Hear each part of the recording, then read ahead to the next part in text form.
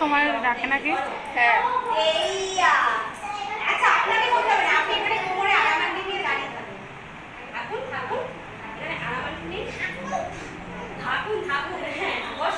পাগলামি সত্যি। একজন বলে না, কথা বলে সুদ বলে চালন, একজন আরেকজন